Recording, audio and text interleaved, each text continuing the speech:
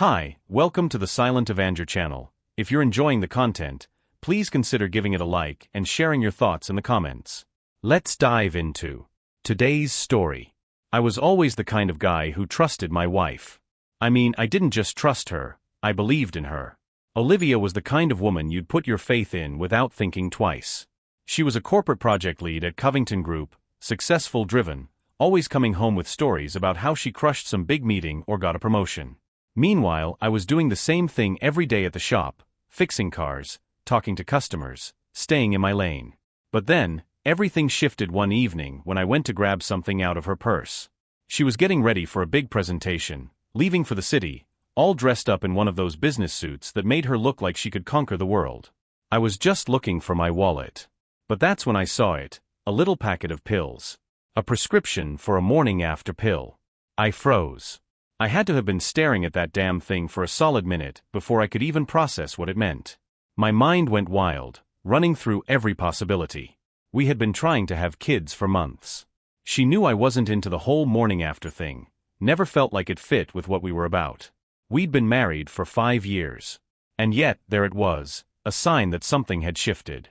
Something wasn't right. I didn't say anything to her when she left. I couldn't. It felt like the kind of thing you don't bring up unless you're sure.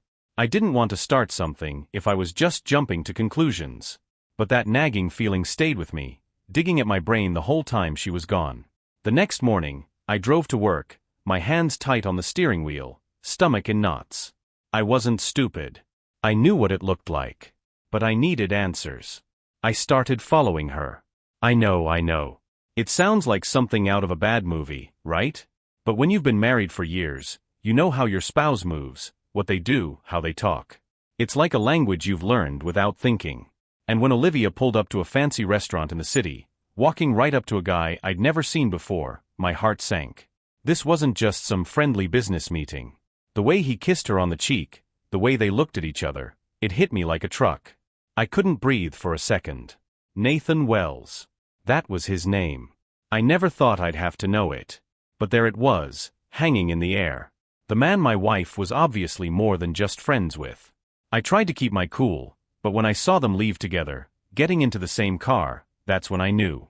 My stomach twisted into a knot that never really loosened after that. I watched them drive off, my whole world crashing down in front of me. I could have gone back home and acted like I didn't know. Pretended that nothing changed. But what's the point of pretending when you know the truth? She wasn't even home when I got back. But when she finally walked in the door, still glowing from her presentation, I lost it. I didn't yell. I didn't need to. I just asked her about Nathan, about the morning after pills, about everything. She lied, of course.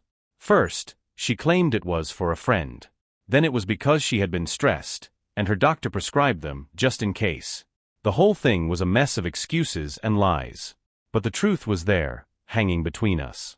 I saw you with him, Olivia, I said, my voice barely above a whisper, but heavy with the weight of betrayal.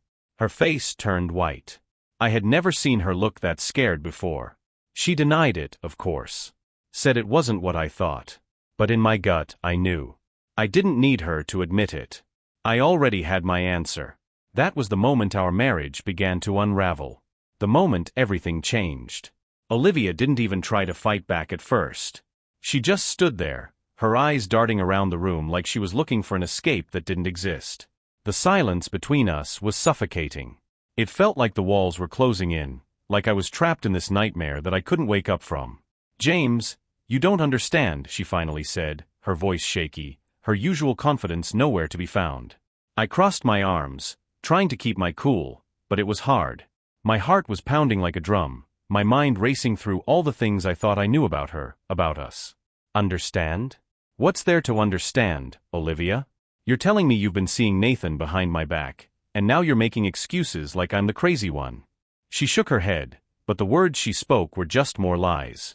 She told me I was overreacting, that Nathan was just a colleague, that it was all innocent, and I was being paranoid. But the guilt in her eyes was hard to miss. I'd seen her lie before, but this was different. You don't get it, do you? I spat out, feeling the anger rise. I trusted you, Olivia. I trusted you more than anything. But you've been lying to my face this whole time. All this talk about business meetings and stress, and now you're telling me I'm imagining things? No. I'm not an idiot. Her eyes welled up with tears, but there was no sympathy in me. None at all. Not after what I'd seen. She tried to reach for me, but I pulled away. I couldn't bear to have her touch me. Not like this. I never meant to hurt you, she said quietly, her voice trembling. It happened. I didn't plan it. I swear. I almost laughed at that. Didn't plan it? That's what she thought I would believe? After everything? I wasn't stupid. What do you want me to say, Olivia? That it's fine? That I'm okay with you sleeping with another guy behind my back? Or that we'll just forget all about it and move on? Her silence told me everything I needed to know. She wasn't sorry. Not truly. She was just scared of the consequences of her actions, scared of losing everything. But she had already lost me. I think it's time we were honest with each other, I said, my voice cold now. I know what's been going on. And frankly, I don't think I can forgive you for this. Her face crumpled as she collapsed onto the couch, burying her face in her hands. James, please don't say that. I love you. I do. It was a mistake. A mistake. I echoed bitterly. You think cheating on me is a mistake? Do you know what this does to someone, Olivia? Do you know how much it hurts when the person you thought you knew betrays you like this? She didn't answer. She couldn't. The truth was there between us, hanging in the air, thick and suffocating. She had betrayed me, and there was no taking it back. I stood there for a moment, just watching her, feeling everything I thought I knew about our relationship crumble into dust. I didn't know who this person in front of me was anymore. She was a stranger who had lied, cheated, and shattered everything I had ever believed in. Pack your things, I finally said, my voice barely above a whisper. You need to leave. It wasn't what I wanted. I didn't want to see her go. But I couldn't stay married to a woman who had so blatantly betrayed me. I couldn't stand being around someone who would lie to my face and expect me to just accept it. Olivia didn't fight me. She just nodded, her tears falling silently. She knew. Deep down, she knew there was nothing left to say. And as she packed her things and left, I felt this hollow emptiness settle in my chest. Part of me wanted to scream, wanted to rage against the unfairness of it all. But another part of me knew that this was the only way forward. I had to let her go. It didn't hit me right away. I thought I was fine. I figured that once Olivia was gone, everything would settle down, and I'd find my peace. I mean, I was angry as hell, don't get me wrong, but I thought the worst was over. I thought that confronting her, getting everything out in the open, would clear the air. But it didn't. Instead, everything spiraled. Slowly at first, like the ripples on a pond. Then, it just took over. I kept going to work, just trying to keep busy. I wasn't about to let this mess ruin me. I had to stay strong, at least for the shop, for my customers. The first few days after Olivia left, it was like I was in a daze. I couldn't focus on anything. My hands would be under the hood of a car, but my mind would be a million miles away. Every time I'd reach for a wrench or hear the clink of tools, I'd remember her. I didn't know where she went right away, but a week later, I got a call from her. I wasn't sure what to expect, apology, excuses, a promise to fix things, but I didn't pick up. I couldn't handle it. I didn't want to hear any more of her lies, or worse, her begging. I just let the phone ring. But then I started hearing things. People who knew us both. They'd tell me how Olivia was having a rough time, how she was drinking more than usual, how she'd been spotted at bars with friends but never seemed herself. I didn't care at first. She made her choices. She had no one to blame but herself. Still, it hit me, harder than I expected. One day, I walked into a small diner down the road. It was a quiet place, perfect for grabbing a quick bite after work. As soon as I walked in, I saw Olivia sitting at a booth, staring at her phone, looking like she hadn't slept in days. Her eyes were hollow, her skin pale. She looked destroyed. She didn't even notice me at first. I should have turned around, walked out. But I didn't. I stood there for a moment, unsure of what to do. When she finally looked up, her face went from numb to panicked, and she quickly wiped away a tear. James. I didn't expect to see you here. I didn't know how to respond. I hadn't seen her like this before. She was always the strong one, the woman who could handle anything. But now she looked broken, like a shell of the woman I once knew. "Olivia, what's happening to you?" I asked, my voice soft, though I wasn't sure if I should even care. The betrayal still stung, but seeing her in this state, something shifted. A part of me, the part that still loved her, still remembered the good times, wanted to reach out, wanted to comfort her.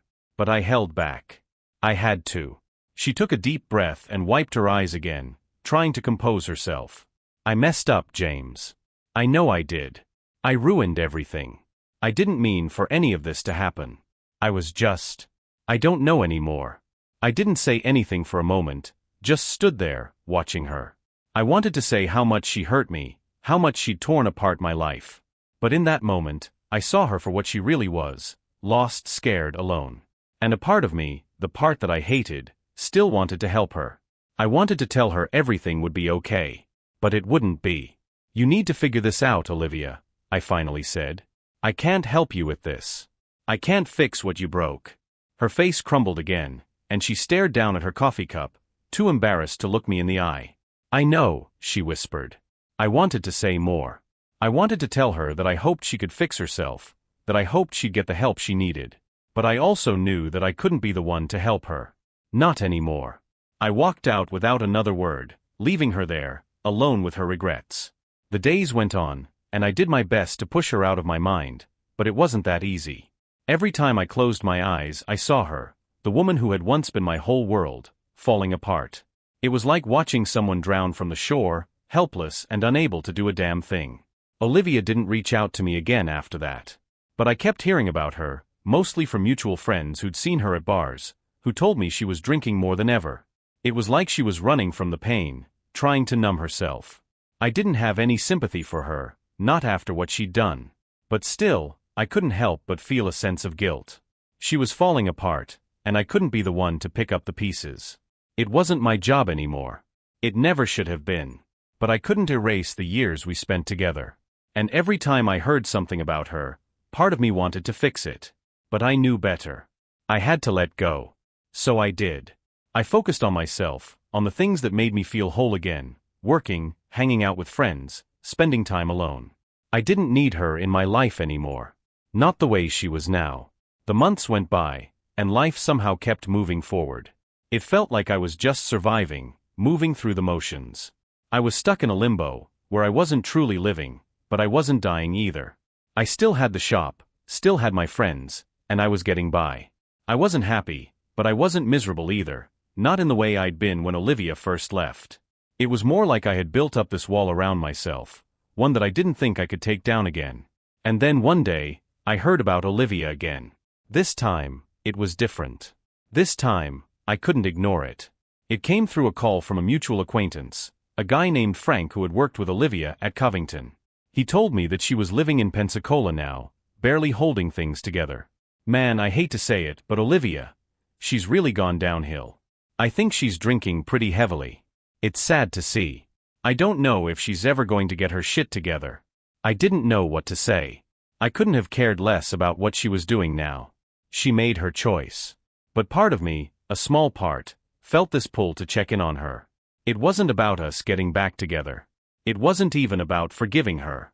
It was just that feeling of knowing someone you once loved was falling apart, and you couldn't stand by and let them drown, even if they deserved it. I didn't reach out to her right away. I let it sit, thinking about it. I kept telling myself I was done, that I had no place in her life anymore, that I'd done my part by walking away. But the thing is, that old connection, the one that had tied me to her for so long, it never really left. So, after a few weeks of hearing nothing but bad news about her, I made the decision to visit. I figured I'd see for myself. See if it was as bad as people said. I wasn't sure what I was expecting. Maybe I wanted to make sure she was okay. Maybe I wanted some closure. But deep down, I think I just wanted to see if she'd gotten what she deserved. I drove down to Pensacola that weekend. The drive wasn't long, but the anticipation was unbearable. I didn't know what I'd find, didn't know if she even wanted to see me. But when I got to her place, I saw the signs of what Frank had been talking about. The house was in disarray, windows cracked, the lawn overgrown. It looked abandoned in a way that made my stomach churn. I knocked on the door, and after a few moments, Olivia opened it. She didn't look anything like the woman I'd once known. Her hair was unkempt, her face pale, and her eyes had that look of someone who'd been crying for days. She looked broken. "James," she said, her voice thin. "I didn't expect you." I wasn't sure how to respond.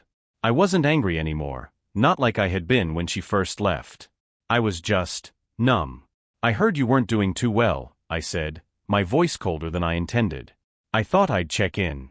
She nodded slowly, her eyes flickering with something I couldn't quite place. Maybe guilt, maybe regret. But I didn't care enough to ask. I wasn't there to fix her. I was there to see if she had any excuse left, if she had any chance of redeeming herself. But deep down I knew the truth. It was too late. "I've messed everything up, James," she said, barely above a whisper. "I don't know how to fix it. I'm not the person I was. I don't even know who I am anymore." I looked at her for a long moment, just standing there, trying to decide if I wanted to say anything at all. Part of me wanted to let her feel the full weight of her actions, but another part of me, somewhere deep down, felt sorry for her.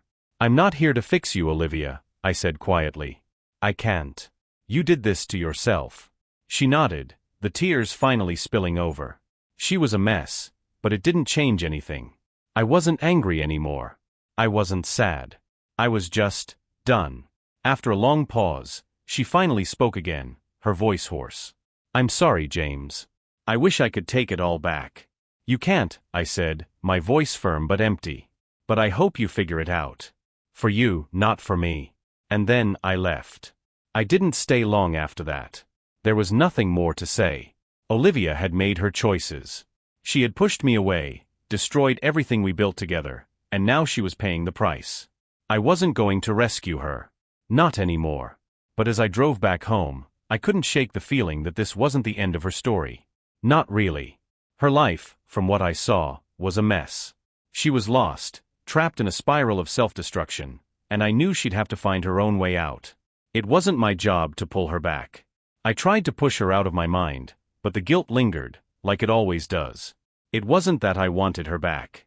It was that, somewhere deep inside, I knew I couldn't just forget her, not completely. But life kept moving on, and I kept going. Slowly, I started to rebuild. I didn't know what the future held, but I knew one thing for sure: I was done looking back. Years passed, and life settled into its new rhythm. I kept working on cars, hanging out with friends, and getting by. I wasn't happy, but I wasn't miserable either. I had my routine, my peace, and I didn't need anything else. I stopped thinking about Olivia, or at least I thought I had.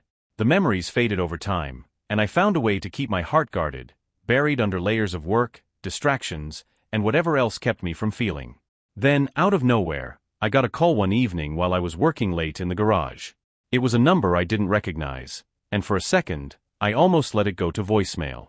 But then I answered. "James," the voice on the other end said. "It's Nathan Wells."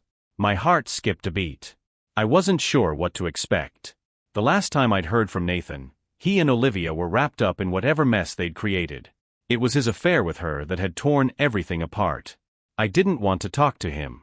Didn't care about him at all. But something about the tone of his voice caught me off guard. He didn't sound like the arrogant guy I remembered. He sounded tired. "I need your help," Nathan continued, his voice shaky. I'm not sure where else to turn." I let out a sharp breath. "What the hell do you want from me, Nathan?" "Please just hear me out," he said, almost pleading. "I'm not asking for forgiveness. I'm not asking for anything from you, really. But there's something I need you to know about Olivia." I felt a surge of anger rise up in me.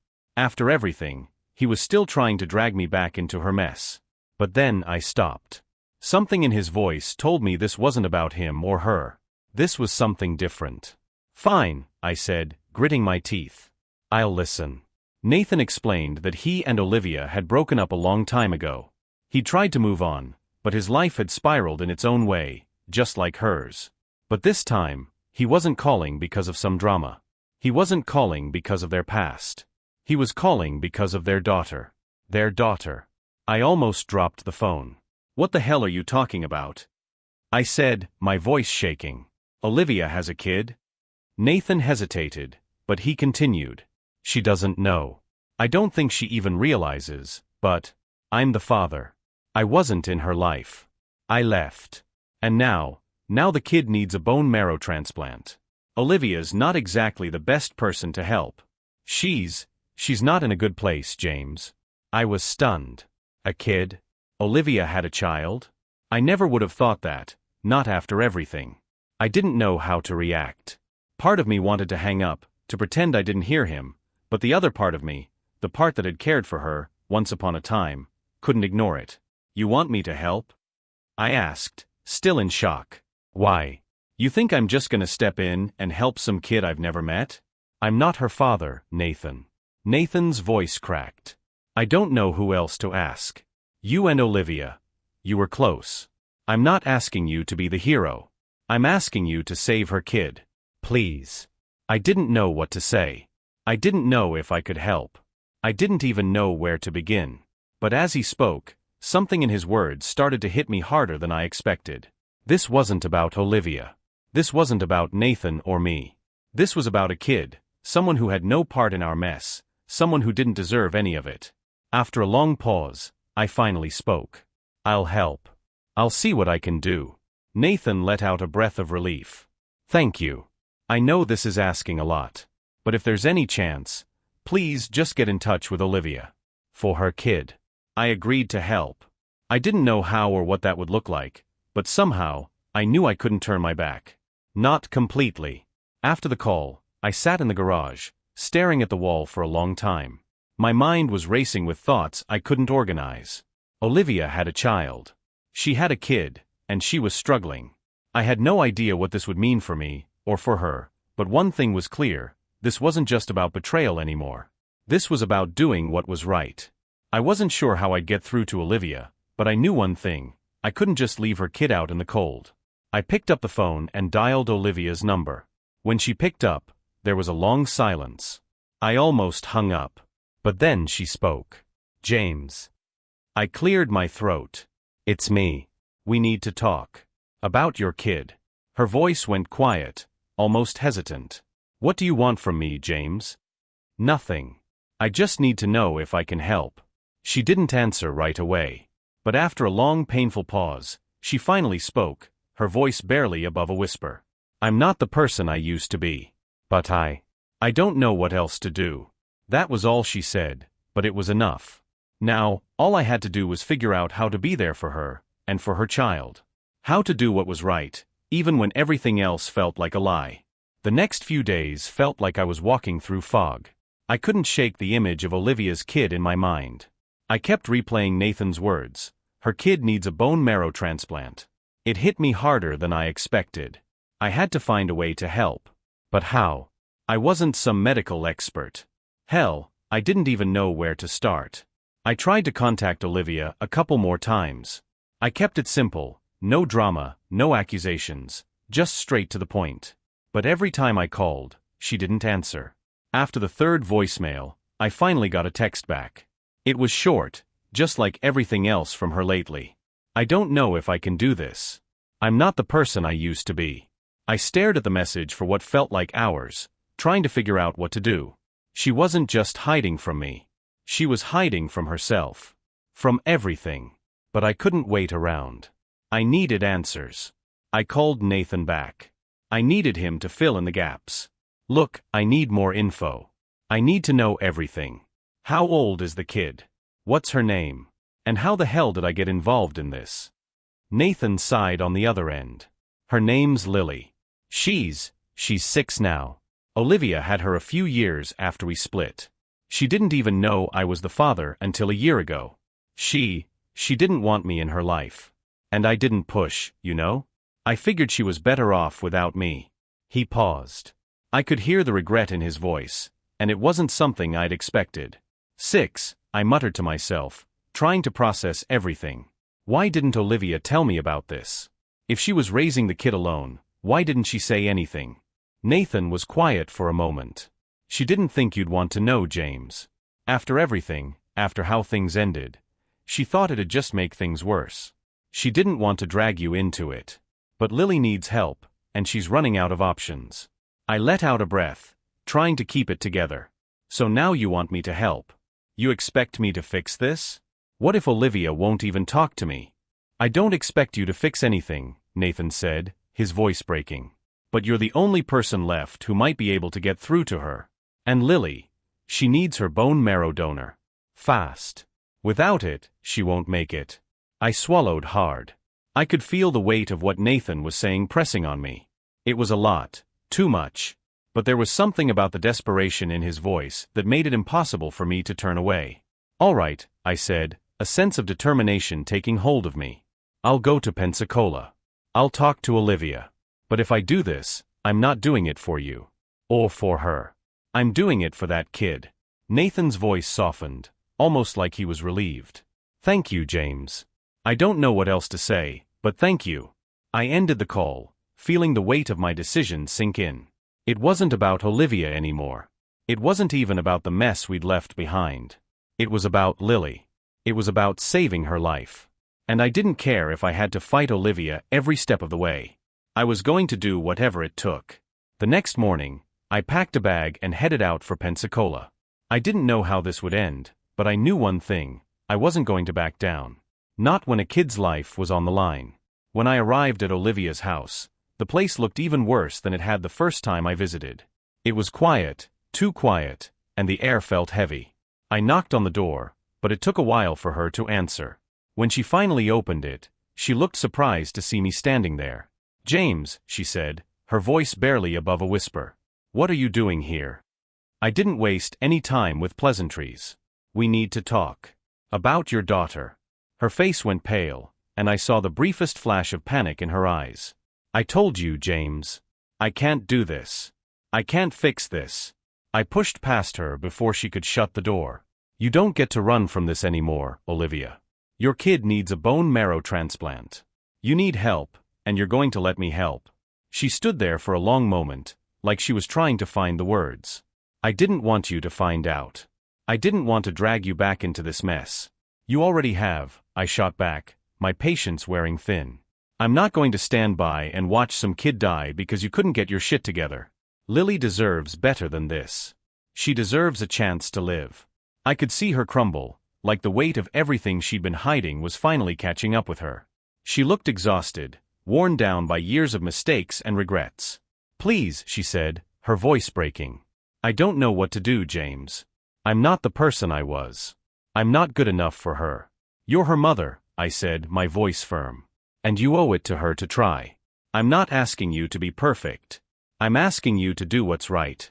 Olivia's eyes filled with tears as she looked at me, like she couldn't believe what she was hearing. "I can't ask you to do this. I can't ask you to help." "You're not asking," I said, stepping closer. "I'm offering. But if we're going to do this, we need to do it together. No more running. No more hiding." For the first time in years, I saw something in her eyes, a glimmer of hope. It was fleeting, but it was there. "Okay," she whispered, almost too quietly for me to hear. "Okay, James. I'll try." And in that moment, I realized something. I wasn't just doing this for Lily. I wasn't even just doing it for Olivia. I was doing it for myself, too. For the chance to finally put the past to rest and move forward. We had a long road ahead of us. But for the first time in a long time, I felt like we were finally on the same path. The days following that conversation were a blur of hospital visits, paperwork, and endless phone calls. Olivia and I found ourselves thrown together again, for a cause much larger than our past mistakes. It felt strange, being with her in the same space after everything we'd been through, yet there was no room for bitterness anymore. There wasn't space for anything other than what we needed to do: save her daughter. We visited Lily at the hospital, and I won't lie, it tore me up to see her so small, so fragile. She was nothing like the angry, defiant little girl I imagined she'd be, given what I knew about Olivia's life. Lily was quiet, with big brown eyes full of fear, unsure of what was happening. She clung to her mother when we walked in, not knowing who I was, not even understanding why we were there. Olivia did her best to keep it together, but I could see the cracks. The weight of her past, the guilt of being absent in her daughter's life, all of it seemed to haunt her in that moment. She hadn't been the kind of mother Lily needed. I didn't think Olivia had ever seen herself as one, not in the way that would protect her kid from everything life had thrown their way. But now, seeing Lily in that hospital bed, I could see the raw desperation in Olivia's eyes. She wasn't running anymore. She wasn't hiding. The doctors explained everything to us. Lily needed a donor, someone who could match her bone marrow, someone who could save her. The clock was ticking. They were hopeful, but time wasn't on our side. There was a chance. A small one, but a chance. They took my blood to see if I could be a match. I didn't know if I was ready for this. I didn't know what would happen if I wasn't. Olivia sat across from me in the waiting room, her face pale and exhausted. She looked like a ghost of the woman I used to know, and for a moment, I felt pity for her. But it wasn't the pity that would break me. It was the realization that she was trying. She was trying in ways I never thought possible. And maybe that counted for something. I never thought I'd be here, James, she said softly, her voice breaking. I never thought I'd ask you for help. After everything. I never thought you'd come back for me. I couldn't answer her right away. There wasn't much to say, not with everything hanging between us. So instead, I just gave a small shrug, trying to act like it didn't matter, like it didn't weigh me down. This isn't about us, Olivia. It's about Lily. She deserves better than what we gave her. I know, she whispered, her voice distant. I wish I had done things differently. I wish I could go back and be the mother she needed. You can't change the past, I said quietly, leaning back in the chair. You can only fix the future. And right now, that's all that matters. The test results came in a few days later. I held my breath as the doctor looked over the paperwork. The silence in the room was suffocating. Mr. Carter, the doctor said, looking up from the sheet. You're a match. I almost couldn't believe it. I didn't know whether to laugh or cry. I was a match. For a second, I felt like a weight had been lifted off my shoulders. But then, reality hit. This wasn't the end of the journey. This was just the beginning. I knew what I had to do. The procedure wasn't a walk in the park. There were risks, side effects, and complications, but it was necessary. There was no turning back. Olivia, on the other hand, seemed to shrink in on herself when she heard the news. James, I don't know if I can. I don't know how to thank you for this. I shook my head. You don't have to thank me. It's not about that. But it was. It was about redemption. About finding some way to make up for the mistakes, for the broken trust. I wasn't doing this to make things right between us. I didn't think we could ever go back to the way things were. But in that moment, I realized I could do something for her. Something that mattered. The transplant was scheduled. It felt like the world stood still for those few days leading up to it. I spent time with Lily, trying to ease her fears, even though I was just as scared as she was.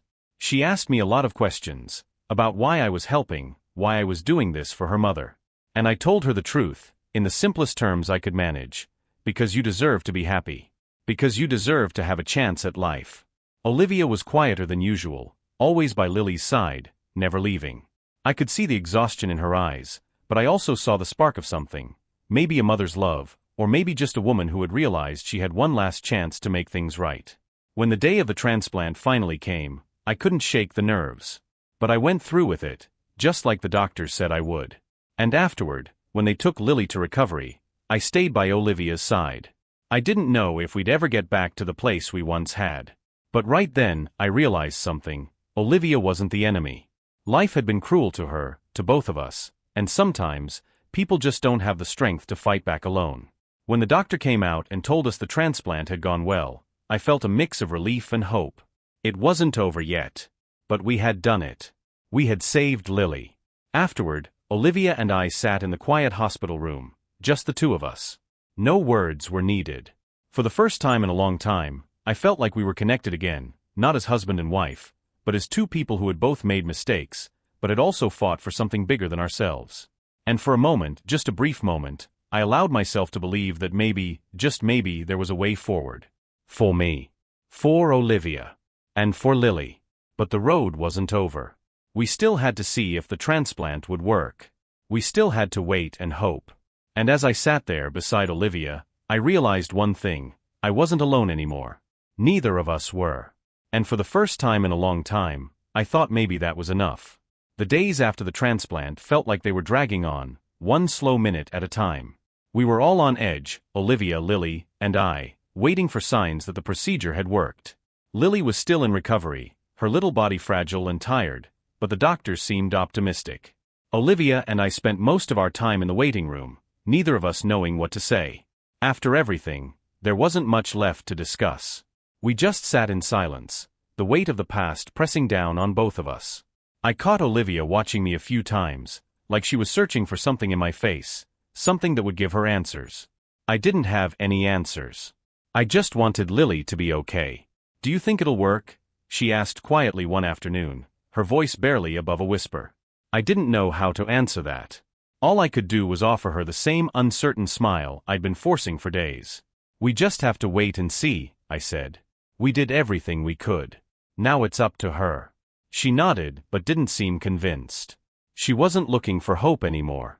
She was looking for redemption, for something to make up for all the years she'd been absent from her daughter's life. And I couldn't promise that. I didn't think anyone could. Days turned into a week, and then finally, the doctor came to us with good news.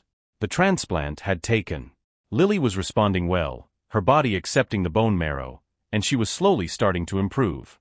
It was a relief, but it didn't feel like a victory. There was still so much uncertainty, so much more to be done. But for the first time, I saw a spark in Olivia's eyes. She didn't look like she had the world on her shoulders anymore. It wasn't everything, but it was enough to give her a glimpse of hope. As for me, I didn't know what the future held. I wasn't sure if Olivia and I could ever fully move past what had happened, but one thing was clear: saving Lily had changed something between us. We weren't fixed, not by a long shot, but for the first time in years, I felt like we were standing on solid ground. I didn't have any illusions about what might come next. But for now, I was going to focus on the one thing that mattered most. Lily had a chance at life. And I would keep fighting for her, just like I fought for Olivia. Lily's recovery wasn't quick, but it was steady. Each day, she grew stronger, and each day, Olivia and I found a little more common ground. The tension between us slowly started to fade, though I knew it wasn't gone for good. There was still a lot of hurt to work through, but watching Lily smile again, seeing her light up when she took her first steps out of the hospital room, made everything worth it. Olivia was there every step of the way, and I could see how much she was changing. She wasn't perfect, and I wasn't expecting her to be. But she was trying, and that was something I hadn't seen in a long time. We didn't talk about the past much, but we didn't have to. The focus was Lily, and that was enough for both of us. One afternoon, after a few weeks had passed and things seemed to be looking up, Olivia pulled me aside. "James," she started, her voice uncharacteristically soft, "I don't know how to thank you for what you did. For Lily. For me." I didn't have an answer. There were no words for it, not really. I had done what needed to be done, for her kid. But somehow, in the process, I felt like I had helped myself too. Maybe not healed, but I wasn't carrying as much weight anymore. "You don't have to thank me," I said, shrugging. "I did what anyone would do." She looked at me, and for the first time in a long time, I saw sincerity in her eyes. "No," she whispered. "You did more than that." It wasn't a promise of anything, of us fixing what had been broken, but it was enough for that moment. We weren't there yet, but we were on a path forward, together for the first time in years. And that was all I needed to know. As the weeks passed, life began to find its rhythm again. Lily continued to improve, and Olivia stayed by her side, always more present than I had ever seen her before. It was a slow process, but every little step felt like a victory. I spent more time with them, quiet afternoons, playing with Lily, helping Olivia with whatever she needed. It wasn't about fixing anything anymore, it was about moving forward. One evening, after another long day at the hospital, Olivia and I sat together, both of us exhausted but content in a way we hadn't been in years. "I'm sorry," she said, her voice barely above a whisper. I looked at her, confused. "For what?" "For everything," she replied, eyes steady on mine. "For not being there. For making the wrong choices." I could see the weight of her words, the regret in her eyes.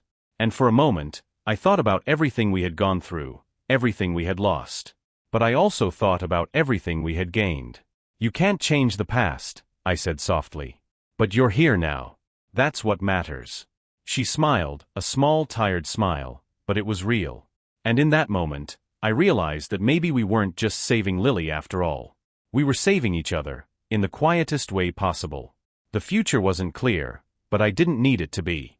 For the first time in a long time, I felt like we were headed in the right direction. One step at a time.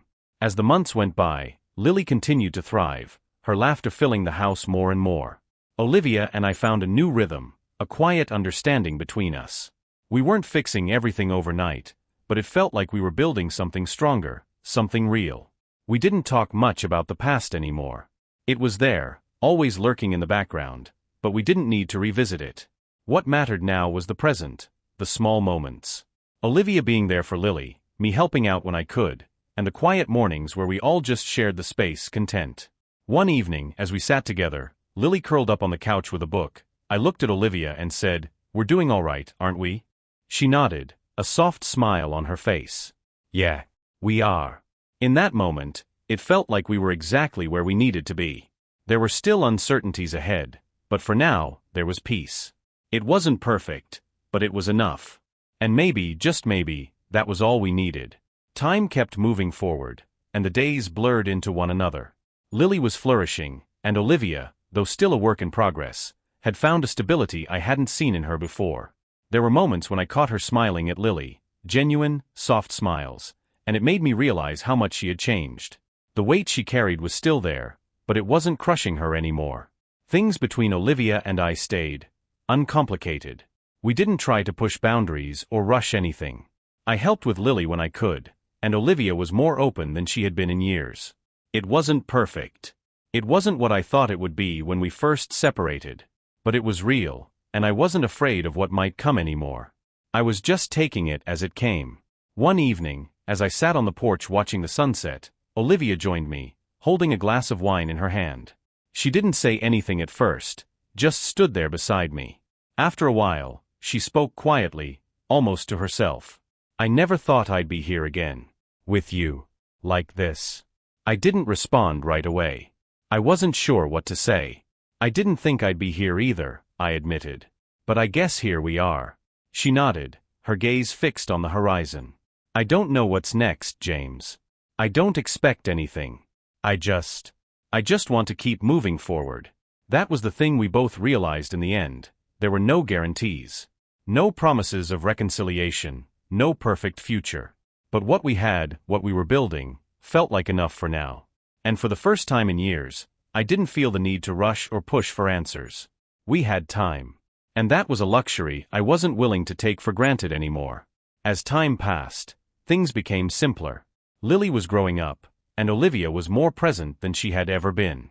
There were still challenges, still moments of tension, but they didn't feel like obstacles anymore, just parts of our journey. We were no longer stuck in the past, and that was the most freeing thing. One evening, after dinner, Olivia and I found ourselves talking more openly than we had in years. We didn't talk about us, about what might have been. We talked about Lily, about the future. For the first time, I didn't feel the weight of the past pressing down on us. There was a quiet peace in our conversations, a sense of understanding that came without effort. "I'm glad you're here, James," Olivia said, her voice soft but sincere. "For Lily. For me." I didn't need to say anything in return. I just nodded, feeling the warmth of that simple truth settle in. The future wasn't clear. But for the first time, it didn't matter. We were moving forward together, and that was enough.